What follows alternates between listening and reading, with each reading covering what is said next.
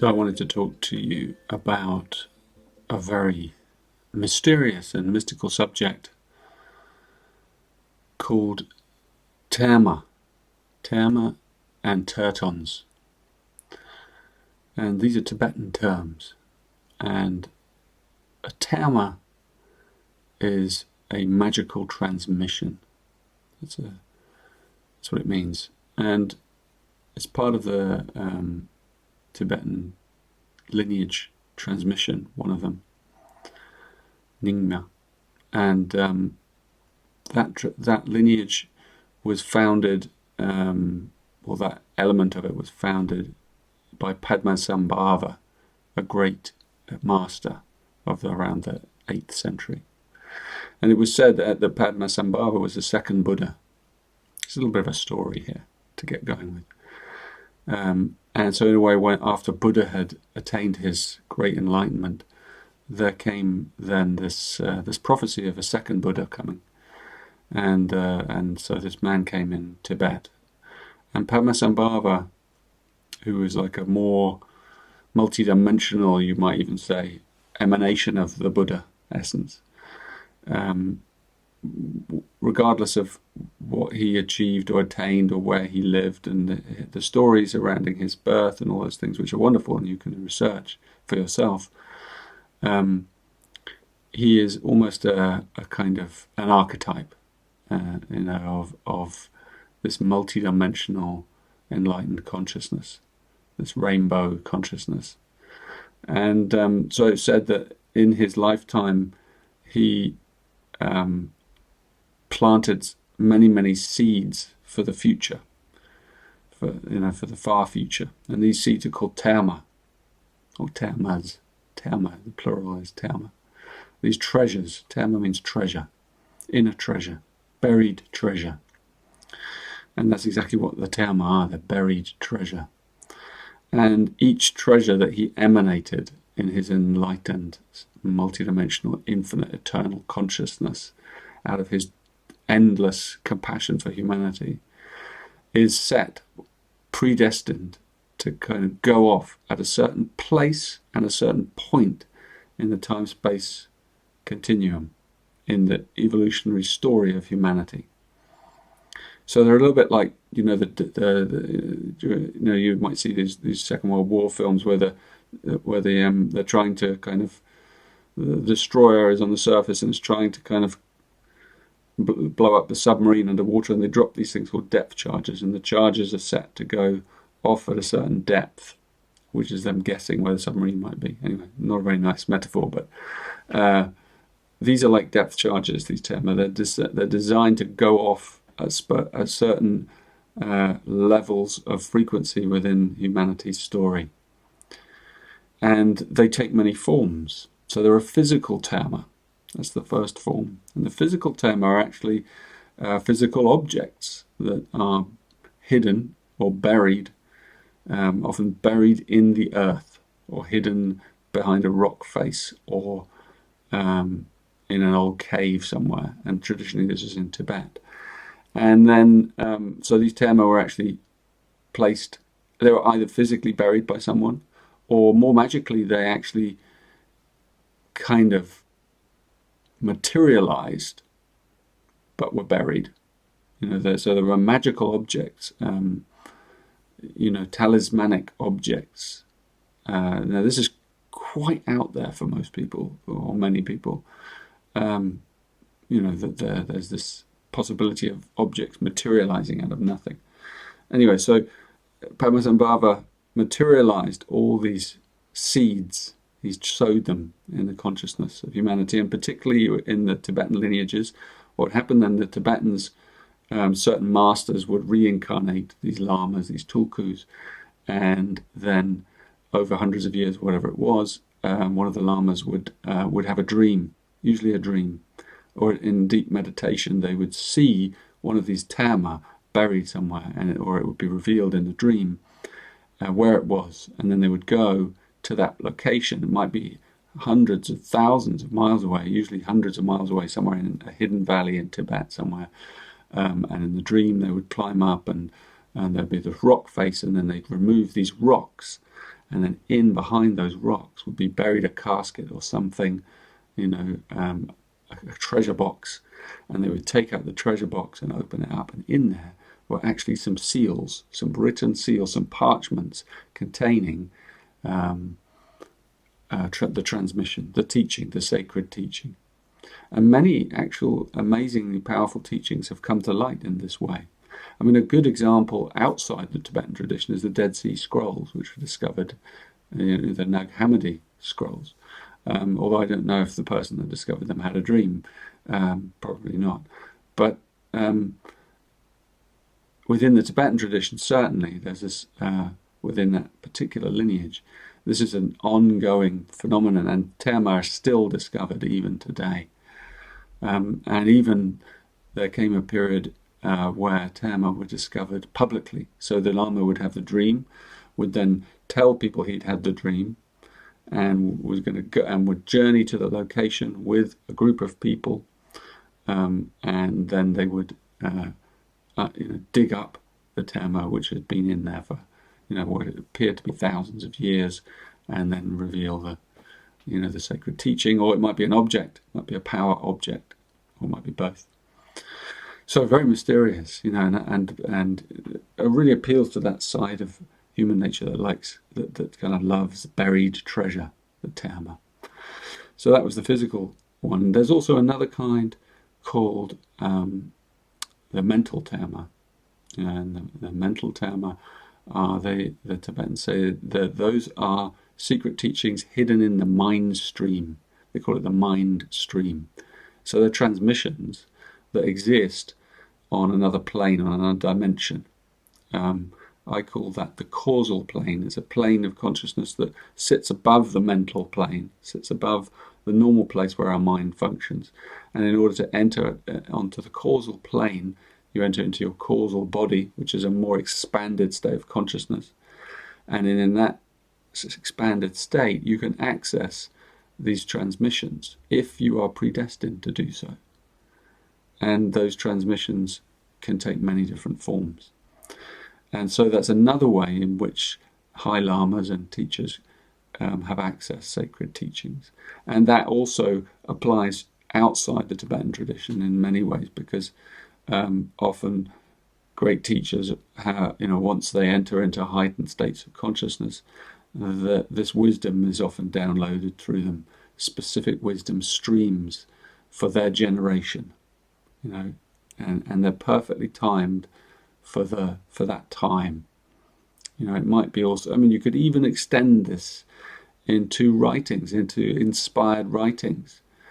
You could take something really kind of public, like the Harry Potter series of books.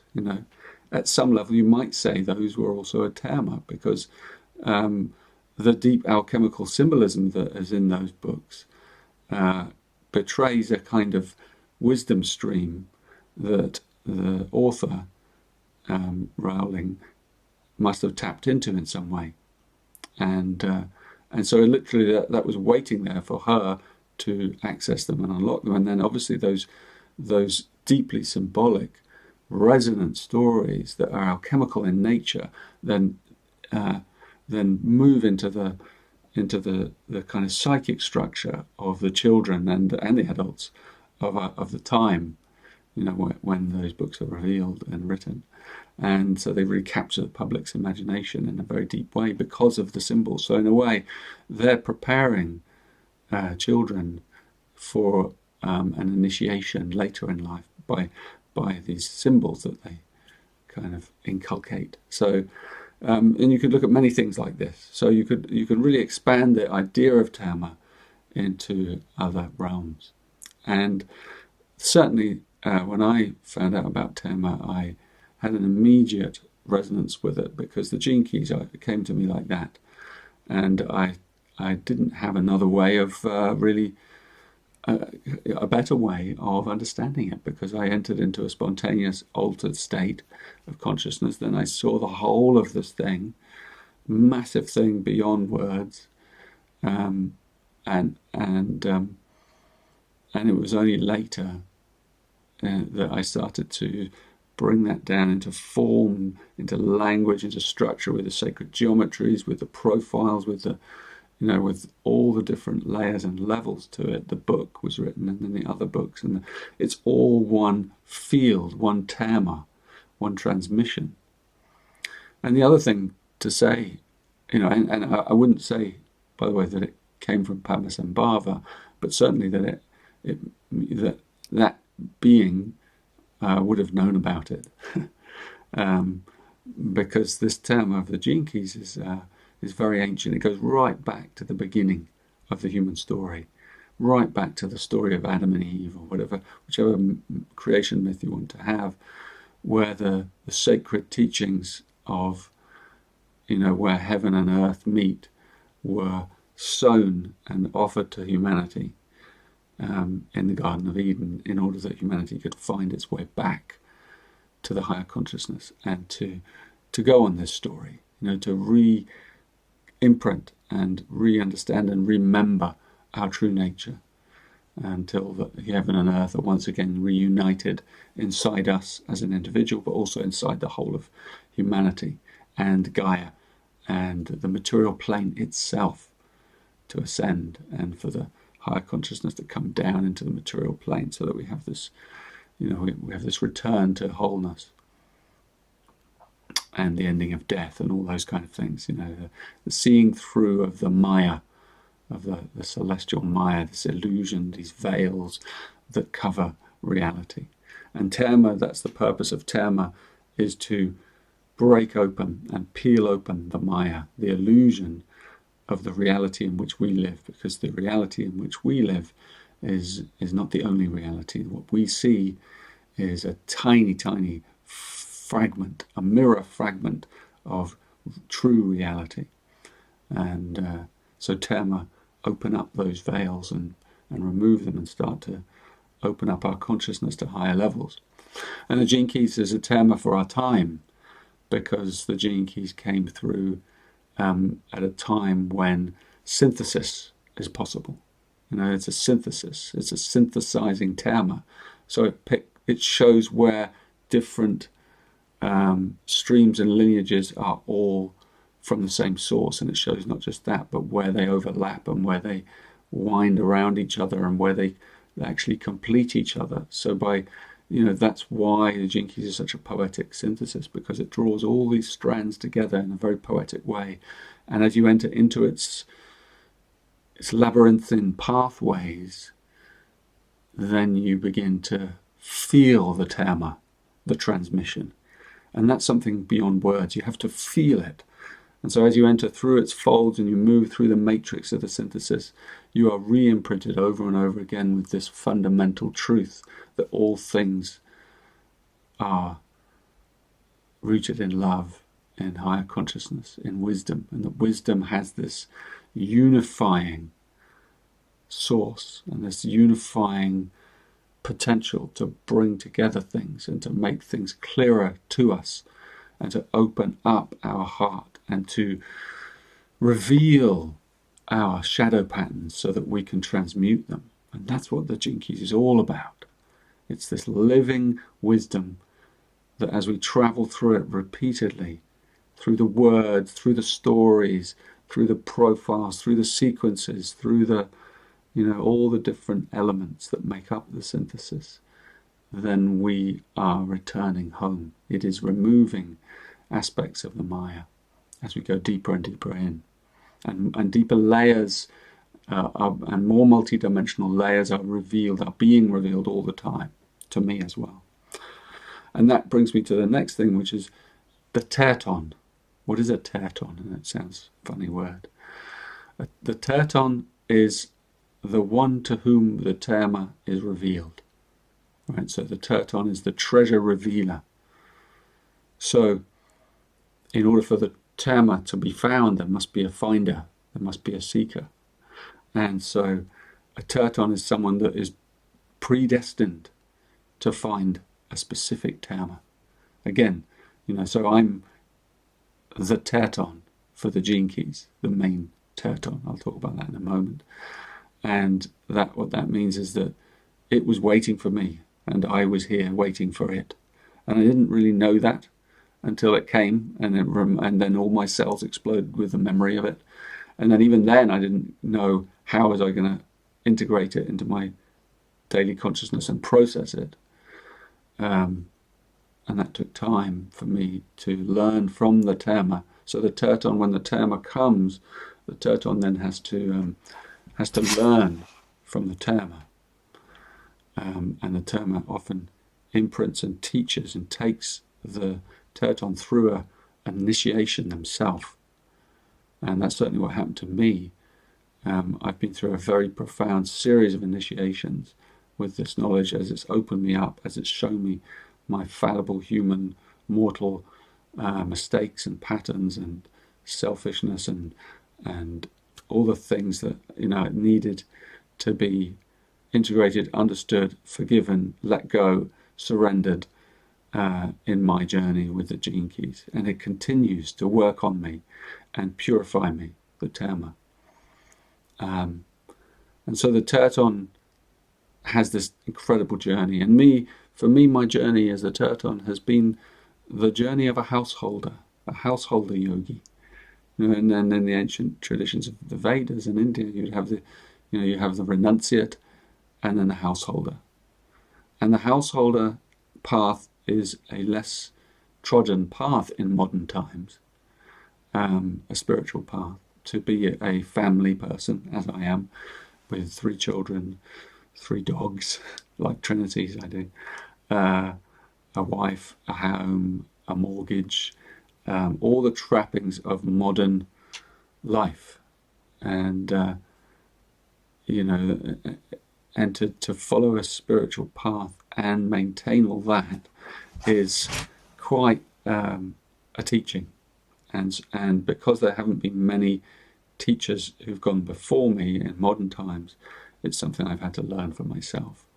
And so the Gene Keys Terma has been conceived within that framework.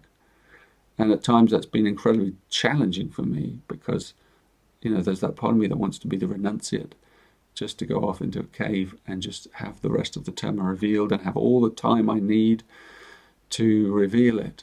Instead, it works very differently. Most of the Gene Keys has been revealed in mornings, between 9 a.m. and 12 a.m.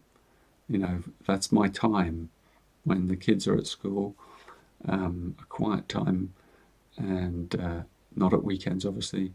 Then the Terma is quiet. Not inside me, but inside in terms of me putting it out and exploring it. And that's how it works. So, this Terma of the Gene Keys really wants us to come deeply into our material lives and into the form of our lives. The other thing to say about the Gene Keys Terma is it's a collective Terma, and this is quite rare. It's a collective Terma in the sense that it requires multiple Tertons to be fully revealed. And so I'm the founding Terton.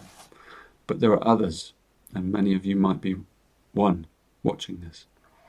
And if the transmission starts to work inside you in a certain way, as you go very deep into it, it may reveal aspects of itself that couldn't be revealed through me. And we're never destined to be revealed through me, through my skill set, through my understanding. So that's something to consider. If you're inspired by this knowledge about Tertons and Terma, you can explore it further. And I encourage you to, and come into the Gene Key synthesis and start really digging in. There are so many layers and levels. Just find your own way, and once you've moved through the golden path and those basic essentials, then you can start to really explore the deeper veins, and that's when you start to understand this word transmission. The transmission is the living body of the Terma, and it starts to move and breathe inside you, and that's when magic happens. and it starts to move and breathe through you and touch the hearts of those around you as well, and change everything in your life. You know, like Midas, everything he touches turns to gold. That's the Terma. So welcome to the Terma of the Gene Keys, and I hope it's inspiring and of deep illumination to you.